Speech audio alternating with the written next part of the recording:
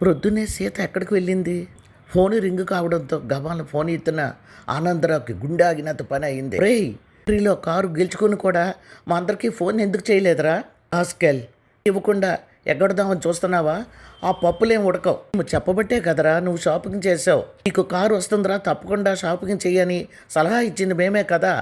మాకే కన్నం పెడుతున్నావా? పార్టీ ఎప్పుడో చెప్పు అని అన్నాడు శివశంకర్ నోరు తడి ఆర్చుకుపోతుంటే.